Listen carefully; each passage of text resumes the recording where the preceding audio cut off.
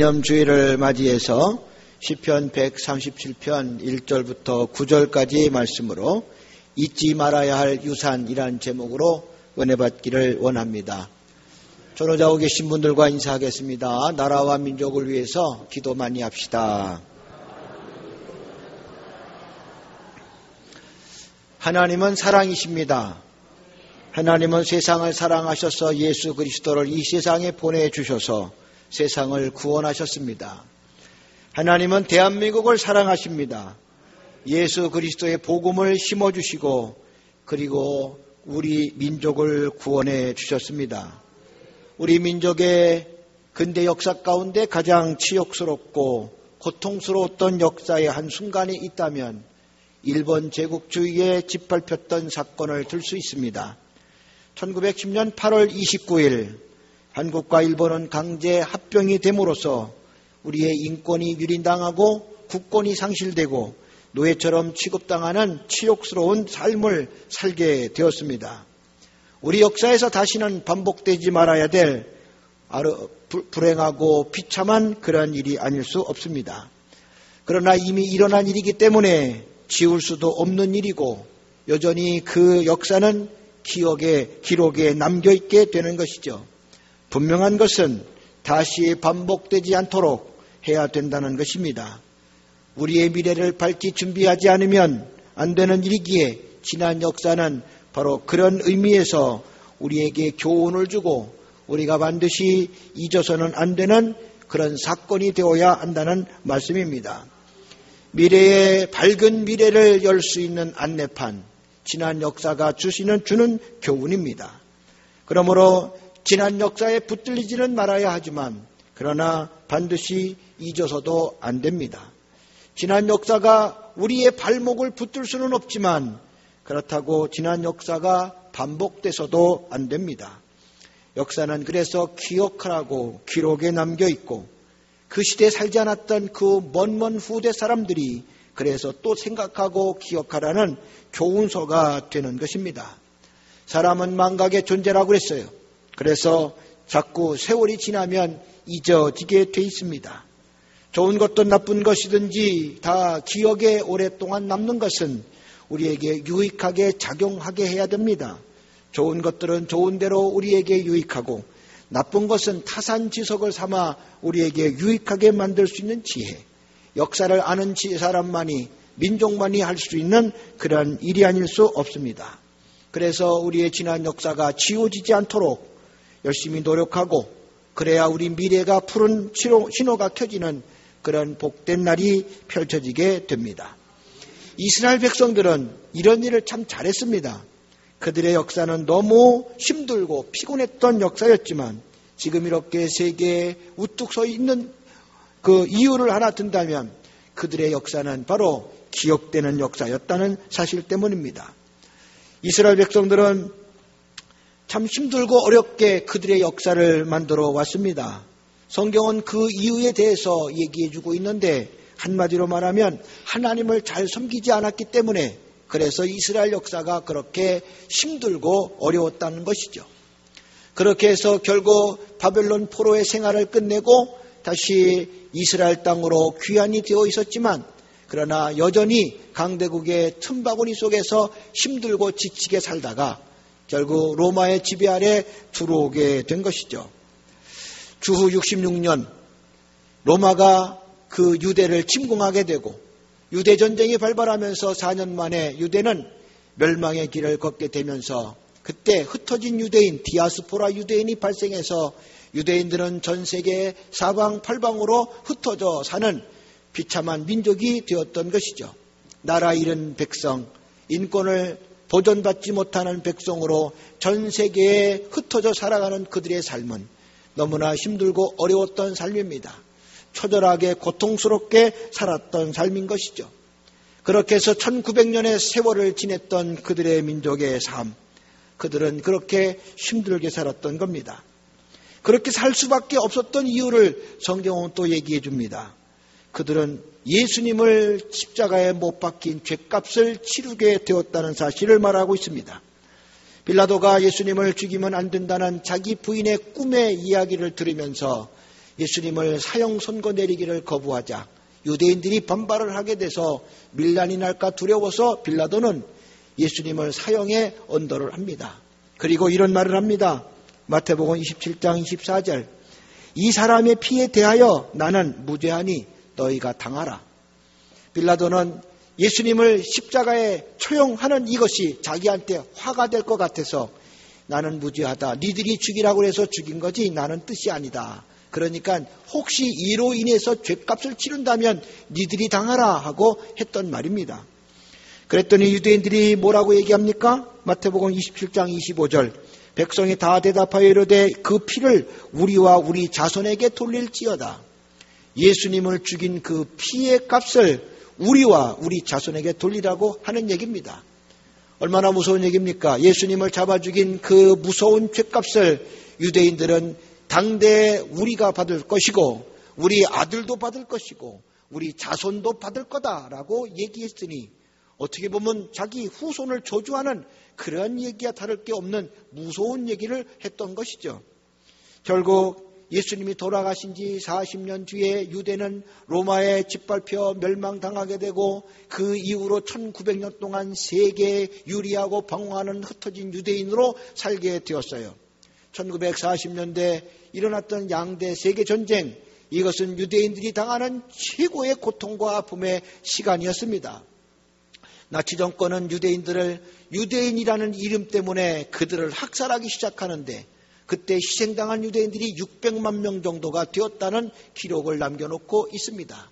600만 명이 한순간의 죽음으로 갔다는 것이죠.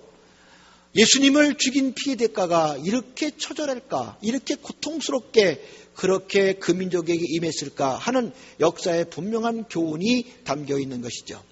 그런데 이제 그들의 피값을 다 치렀는지 3년 뒤에 전쟁이 끝난 뒤 3년 뒤에 이스라엘 땅에 나라가 세워지고 지금 이렇게 이스라엘 나라가 세계의 중심에서 세계의 경제, 군사 이 모든 것에 중심적 역할을 하고 있는 나라가 되고 있습니다.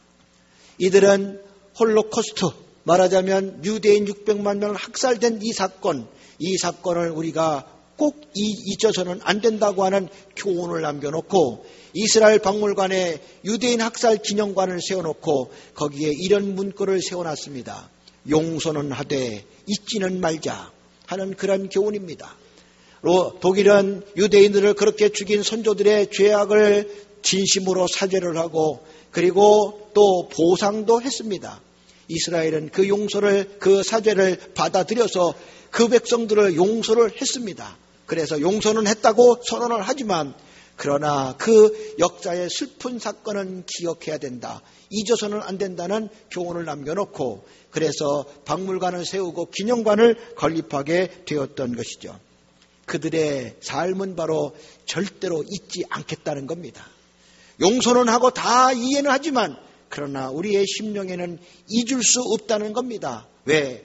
다시는 우리 후손들이 그런 역사의 악순환이 반복돼서는 안 되기에 그래서 잊을 수 없다고 하는 분명한 선언을 했다는 것이죠.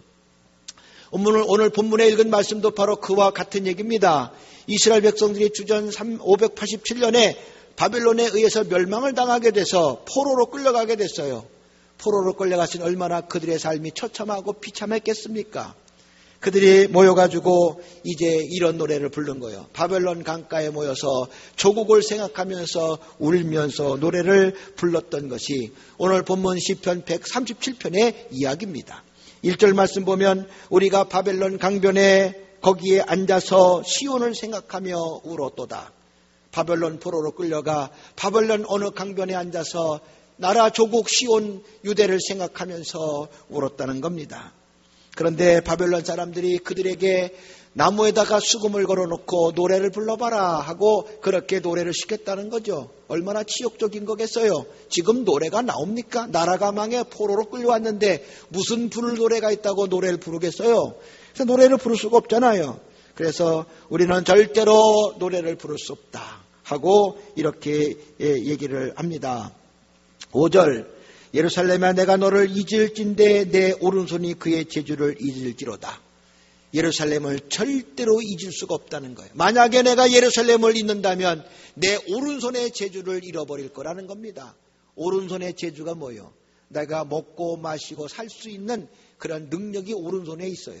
이 손으로 일을 해서 먹고 마시고 우리의 가족들을 일구고 사는 건데 그 오른손의 재주를 잃어버렸다면 이건 죽은 목숨과 다를 게 없는 거죠. 만일 내가 예루살렘을 잃어버린다면 나는 죽은 목숨과 다를 게 없다. 그런 얘기입니다. 6절 내가 예루살렘을 기억하지 아니하거나 내가 항상 가장 즐거워하는 것보다 더 즐거워하지 아니할진대 내 혀가 내 입 천장에 붙을지로다. 내가 예루살렘을 잊어버린다면 내 혀가 내 입 천장에 붙은다는 거예요. 말 못하겠다는 벙어리로 살겠다는 거예요. 이만큼 예루살렘을 기억하겠다는 겁니다. 그리고는 7절에 이런 말을 합니다. 여호와여 예루살렘이 멸망하던 날을 기억하옵소서. 예루살렘이 멸망하던 날을 기억해달라는 거예요. 하나님이 잊으시는 분입니까? 하나님이 망각하시는 분입니까? 하나님은 절대 잊으시는 분이 아니십니다. 그런데 그들은 혹시 하나님이 우리의 멸망하던 그날을 잊을까봐 기억해달라는 거예요. 이거는 절대로 예루살렘이 멸망하던 그날을 잊어볼 수 없다고 하는 분명한 고백인 것이고, 그래서 이것을 시를 짓고 이것을 자손들로 부르게 하고 이것을 경전해 놓고 모든 후손들이 성경을 읽을 때마다 이 노래를 읽으면서 예루살렘에 멸망하던 날을 기억하고 그날의 수치와 그날의 고통을 생각나게 했다는 얘기입니다. 이 얘기의 핵심적인 얘기는 절대 잊을 수 없다, 그런 말씀인 겁니다. 용서는 할 수 있지만 잊을 수는 없다고 하는 게 분명한 뜻이라는 겁니다. 우리 한민족의 경우도 마찬가지죠. 우리 한민족은요, 사랑이 많은 민족인 줄로 믿습니다. 그래서 참된 사죄를 한다면 우리는 얼마든지 용서할 수 있는 준비가 되어 있는 민족이요. 왜냐? 우리나라 국호가 대한이요, 대한. 대한은 클 대자의 나라 한자입니다. 그냥 큰 나라라는 거예요. 마음이 큰 나라. 진정한 사죄가 있고 아무리 우리에게 잘못을 해도 진정한 사죄가 있다면 우리는 얼마든지 큰 마음으로 용서할 수 있는 나라가 대한이요. 일본이 우리에게 진짜 사죄하고 그 사죄에 걸맞는 충분한 보상을 한다면 우리 민족은 일본에 이렇게 나쁘게 하지 않아요. 얼마든지 용서할 수 있고 얼마든지 품을 수 있고 얼마든지 사랑할 수 있는 민족입니다. 그런데 지금 용서가 안 되는 건 사죄가 없어 그래요. 여러분, 사죄 없는 용서는요, 그건 용서가 아닙니다. 용서받기 원한다면 진실된 사죄부터 해야 돼요. 사죄가 있은 다음에 용서가 있는 거지. 사죄도 없는 사람의 용서는 그건 무가치한 일이 아닐 수 없다는 거죠. 요즘 위안부 문제가 계속 한일 간의 문제 가운데 크게 부각되고 있어요. 위안부 문제. 그래서 위안부 문제가 상당히 한일 간의 문제가 되는데 지금 이 위안부 문제는 일본이 한국에게 가했던 피해의 상징적인 의미를 담고 있어요. 그런데 위안부만 고생당한 게 아닙니다. 전 한국 전체 곳곳에 일본의 피해가 얼마나 많이 끼쳤는지 몰라요. 우리 백성들이 일본 손에 많이 죽었어요. 위안부뿐만이 아니고 많은 선량한 민족들도 많이 죽음에 이르게 되었다는 거예요. 그런데 지금 한일 문제는 위안부 문제로 국한이 돼 있어. 그것도 이제 얼마 남지 않는 생존자들 문제에 국한돼 있어. 이 사람들이, 이분들이 다 돌아가시고 나면 이제 한일 문제는 없어지는 것처럼, 그들이 우리에게 피해를 끼친 것은 이제 없어지는 것처럼 그렇게 되어가고 있는 추세요. 한국의 백성들도 이제 위안부 문제만 갖고 한일 문제를 다루고 있는 추세가 되고 있어요. 어느 틈엔가 이분들이 다 고령들인데 이분들이 다 돌아가고 지나면 이제 우리는 한 일본과 문제는 없는 것처럼 느껴지게끔 만들어가고 있는 게 오늘 우리의 현실적인 모습이 아닐 수 없다는 거예요.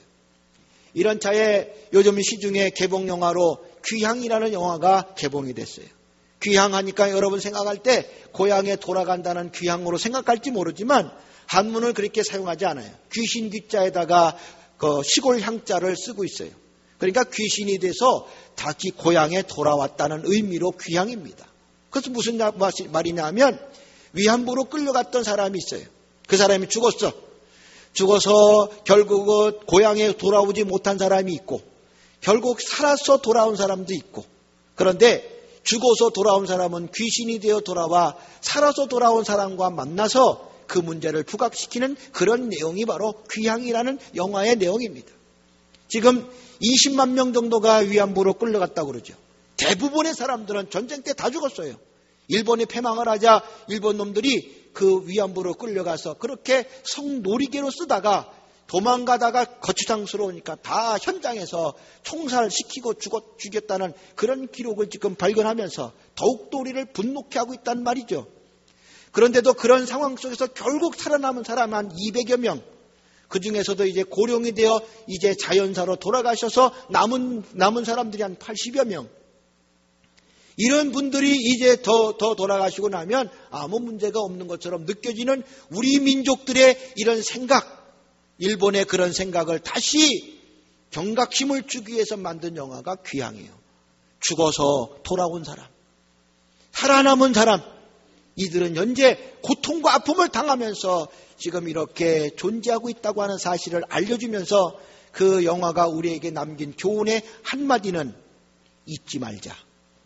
잊어서는 절대 안 된다. 왜냐? 그들을 분노하고 그들을 죽여버리고 싶은 심정이 아니라 다시는 우리 역사에 이런 악순환이 반복되지 않게 하기 위해서 우리는 잊어서는 안 된다고 하는 교훈을 남긴 영화가 바로 그 영화입니다. 제가 이 영화를 보고 얘기했어야 되는데 안 보고도 이렇게 말을 잘하는 거 보니까 그 귀향의 영화가 남겨주는 이 잊지 말자는 교훈. 오늘 우리는 그래서 잊을 수 없는 유산이 있다는 사실을 잘 깨달아야 된다는 얘기입니다. 사랑하는 우리 귀한 성도들, 그래서 오늘 3.1절 기념주의를 맞이하면서 오늘 우리는 잊어서는 안 되는 아주 중요한 유산이 있음을 잘 깨달아서 3.1 정신 이 운동이 우리에게는 잊을 수 없는 중요한 유산으로 자리매김하기 바라고 우리 후손들에게 이 정신을 잘 알려야 된다는 것을 깨달아야 될 줄로 믿습니다. 그래서 매월 3월 1일이면 매해 3월 1일이면 우리는 이 기념 운동 기억하고 3.1 정신을 계승하는 그런 민족이 되어야 한다는 겁니다. 교회가 바로 그 일에 앞장서야 될 줄로 믿습니다. 어떤 분들은 교회가 무슨 그런 문제까지 교회에서 다루느냐라고 얘기할 수도 있지만, 그러나 분명히 하셔야 될 건 민족교회가 되지 않으면 그 교회는 그 땅에서 뿌리를 내릴 수가 없다는 걸 아셔야 돼요. 민족이 누굽니까? 하나님의 생명복음을 심는 밭이요. 민족의 심령, 백성들의 가슴은 하나님의 생명복음이 들어가는 텃밭이요. 거기에서 꽃이 피고 열매가 맺을 때 하나님의 나라가 세워지는 거지. 그렇다면 우리 민족의 문제를 무관심하고 복음만 전하는 그런 복음은 어떻게 보면은 뜬구름 담는 얘기, 사상누각과 같은 이야기, 우리 민족의 뿌리 깊은 그러한 영성을 만들 수 없는 일이기에 교회는 민족교회가 되어야 한다는 것을 깨달아야 됩니다.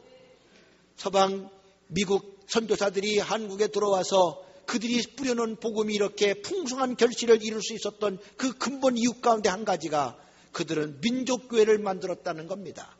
대한민국의 문제는 미국 선교사의 자기의 문제로 생각했다는 겁니다. 대한민국의 문제는 내 문제가, 나는 미국인이니까 미국 선교사가 그거는 남의 문제처럼 생각했다면 복음은 이렇게 깊이 뿌리 내릴 수가 없었어요. 그들은 그 문제가 바로 내 문제다. 나는 미국 선교사지만 한국 사람의 문제는 이제 내 문제가 되었다 하고 목숨 걸고 그 문제를 위해서 애쓰고 수고했었기에, 그래서 복음은 이렇게 깊이 뿌리가 내리고 130년 되는 지금 찬란한 꽃을 피워 풍성한 열매를 맺어 민족을 구원하는 교회가 되고 민족을 살리는 교회가 되는 줄로 믿습니다. 한 예로 1907년 네덜란드 헤이그에서 만국 평화회의가 열렸을 때 일입니다. 이 시기는 조선이 을사보호조약이 체결된 이후로 외교권이 박탈당해서 만국 공동회의에 우리는 대한민국의 조선의 이 이름으로 갈 수가 없게 됐어요. 일본이 대표로 가게 됐던 시절입니다.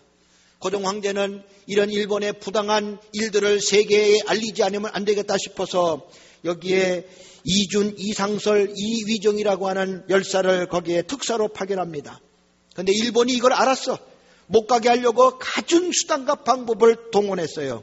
그런데 그들이 이 조선 땅에서부터 배를 타고 그리고 열차를 타고 그 유럽 저 끝까지 가서 그들이 대한민국이 자주 독립군 것을 만국공동회의에서 선언할 수 있었던 그 일이 성공할 수 있었던 데에는 이걸 위해서 목숨 걸고 수고했던 미국인 선교사 그 헐버트라는 선교사가 있었기 때문에 가능했다는 것을 아셔야 됩니다. 우리는 헐버트 얘기를 잘 모르죠. 그러나 헐버트의 수고가 있었기에 그게 가능했던 겁니다. 헐버트는 미국인이지만 그는 한국을 너무나 사랑했던 사람이에요. 그는 고종의 특별한 사랑을 받아서 고종의 밀사로 활약했던 사람입니다. 미국의 특사로 몰래 가서 한국의 문제를 얘기했던 사람이 헐버트예요. 이 사람은 한글 사랑이 얼마나 지극했는지 한글을 너무너무 좋아해서 미국 선교사 치고는 한글을 잘 알고 한국말을 잘했던 선교사로 정평이 나 있습니다. 그 사람이 했던 공로 가운데 한 가지가 띄어쓰기, 한글 띄어쓰기. 옛날에는 한글 띄어쓰기가 없었어. 그래서 그냥 그 말이 한참 봐야만이 해석이 될 만큼 그렇게 한글이 띄어쓰지 아니하면서 어려웠는데, 영어는 모든 글자 단어마다 띄어쓰는데 어찌 한글은 띄어쓰기 없느냐 해가지고 띄어쓰기 운동을 시작해서 그때 이후로 한글은 띄어쓰기가 되고 지금 이렇게 우리가 금방금방 내 나라 말을 이해할 수가 있어요. 가끔 어떤 분이 문자를 보낼 때 띄어쓰기 안 하고 그냥 보낼 때가 있어요. 한참 해석해야 돼. 한글이지만 한참 해석해야 돼. 띄어쓰기를 잘해주는 거는 이해를 빠르게 하는 거예요. 근데 그 일을 이 헐버트가 했다는 거예요. 너무 한국을 사랑했던 사람. 그는 자기의 친구들, 정관계에 흩어져 있는 미국인 친구들을 총동원해서 고종의 밀사가 지금 헤이그에 가니 너희가 그때마다 차편을 제공하고 그때마다 길을 열어주고 그때마다 도와줘서 이들이 만국공동에 참석해서 대한민국의 자주 독립국임을 만천하에 알릴 수 있도록 협력해달라. 이게 헐버트가 그렇게 뒤에서 노력하고 애썼기에 가능했다는 겁니다. 미국인 선교사가 민족의 문제를 내 문제로 다루었을 때 복음의 역사가 이렇게 활짝 폈다는 하나의 증거입니다. 오늘 한국교회가 민족의 문제를 내 문제로 삼고 그래야 민족의 미래를 준비하는 교회로 우뚝 설 수가 있으며 이 백성에게 사랑받고 존경받는 교회가 된다는 것을 깨달아야 될 줄로 믿습니다. 민족교회가 되어야 복음의 열매가 풍성한 겁니다.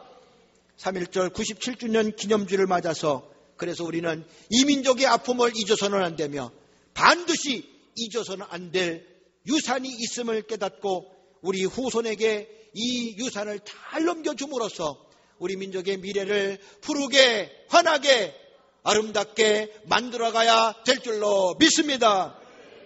잊지 말아야 될 유산이 뭘까?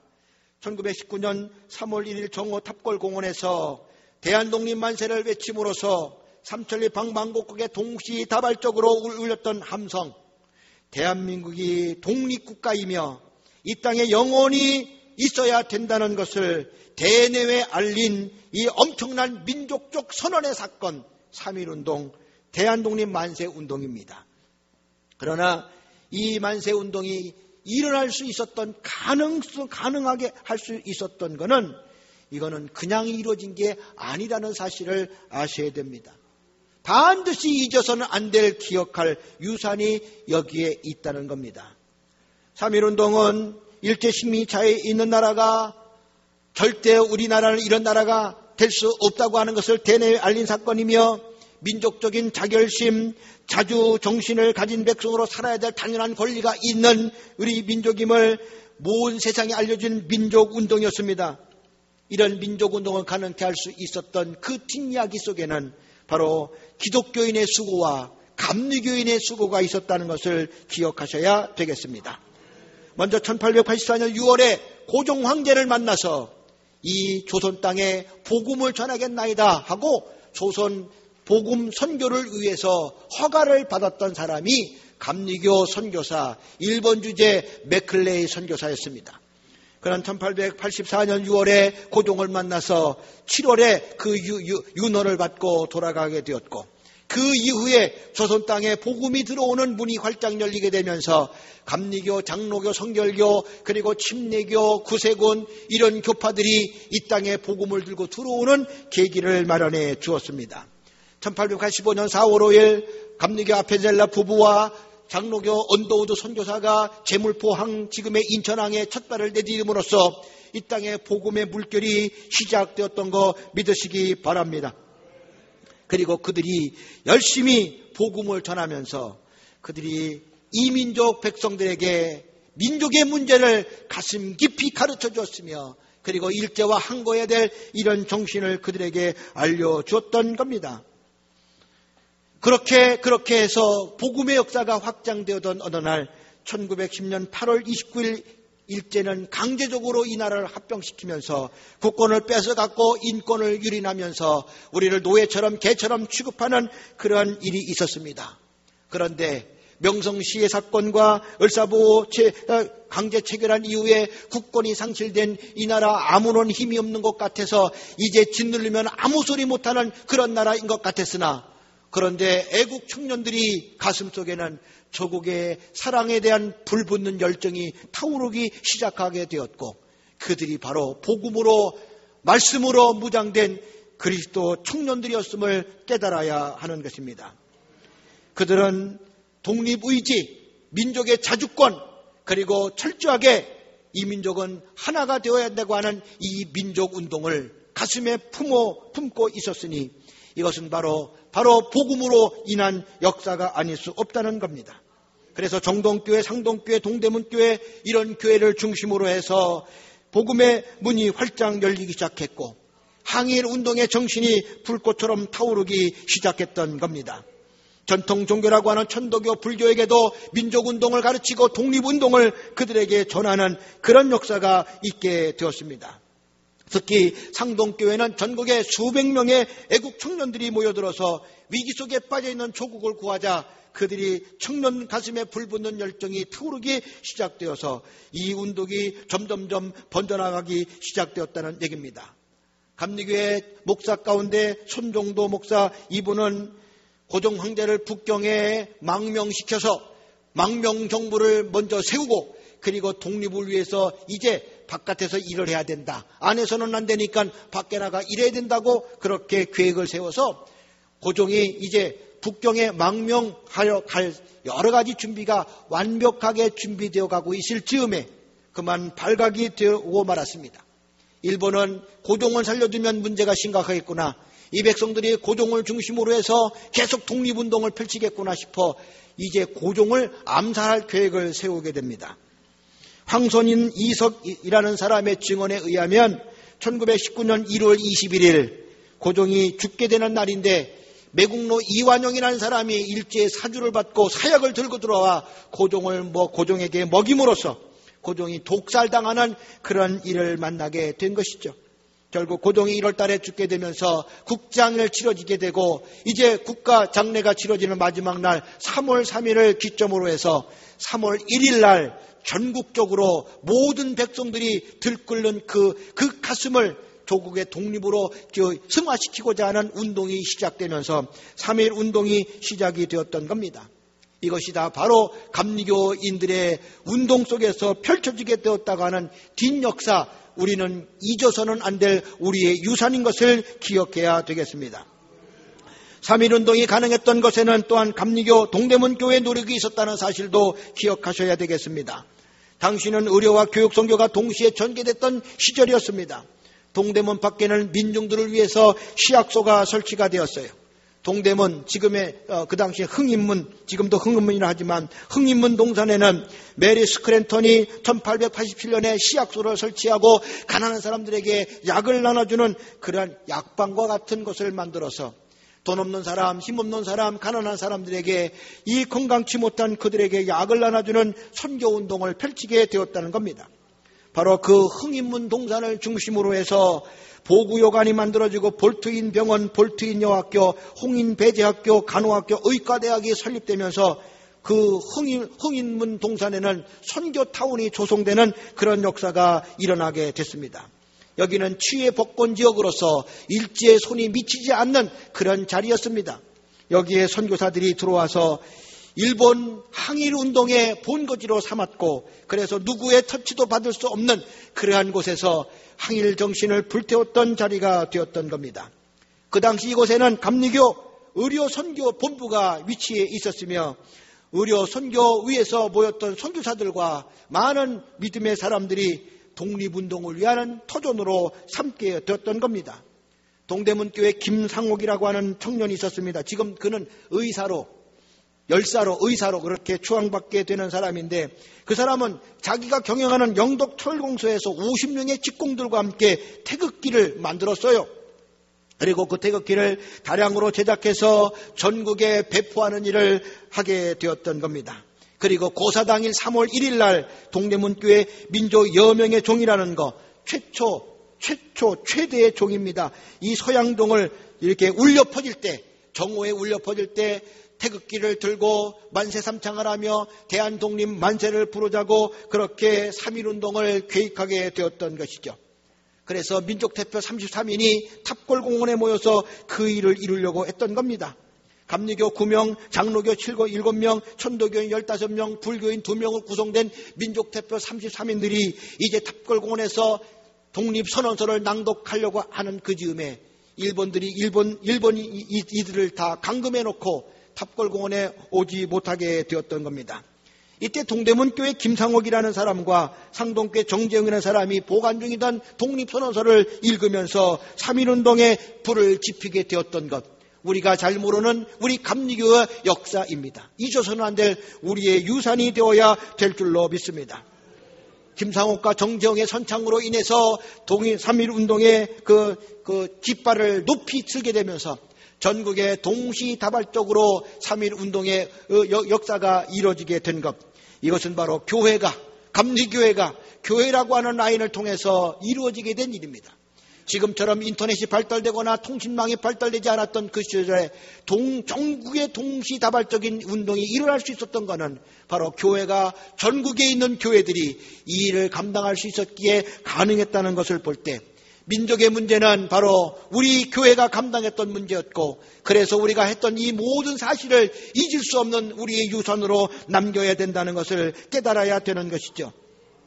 독립만세운동을 부를 때 일본 헌병이 장규동이라고 하는 여학생을 죽이려고, 창검으로 그를 죽이려고 했을 때 김상옥 의사가 맨주먹으로 일본 헌병을 때려잡아서 그 일을 제압했던 역사도 우리의 아름다운 역사, 잊을 수 없는 민족을 위한 헌신적인 삶이었다는 것을 깨달아야 될 줄로 믿습니다.